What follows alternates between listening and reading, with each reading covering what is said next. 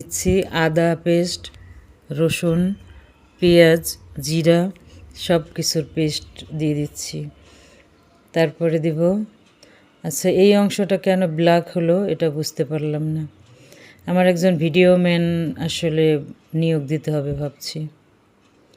তো যাই হোক, মশলা দেওয়া শেষ হলে এখন আবার দিয়ে দিচ্ছি মরিচের গুঁড়া। এখানে আমি হলুদের গুঁড়া ইউজ করব না।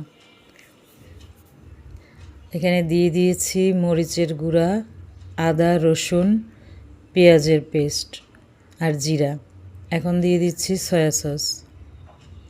সয়া সস দেবো 1 টেবিল চামচ মতো। মাছগুলো বেশ বড়, চার পিস মাছ, তো সেক্ষেত্রে 2 টেবিল চামচ সয়া সস দিলেই চলবে।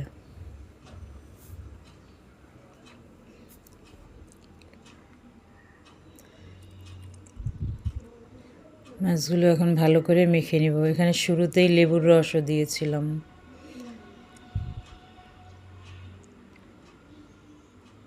রূপচাঁদা ফ্রাই আসলে খুবই ভালো লাগে, তবে এই মাছটা খেয়েও অনেক ভালো লেগেছে, তাজা ছিল। এখন অ্যাড করব সরিষার তেল। যে কোনো, এটাও মাছের অন কাইন্ডস অফ কাবাব বলা যেতে পারে। যে কোনো কাবাবেই সরিষার তেল দিলে সেক্ষেত্রে কাবাবের স্মেলটা ভালো আসে, খেতেও ভালো হয়। সবসময় ফ্রাই, যে কোনো জিনিস ফ্রাই করার জন্য তেল দিবেন, তাহলে সেটা সফট থাকবে, একদম রুর হয়ে যাবে না।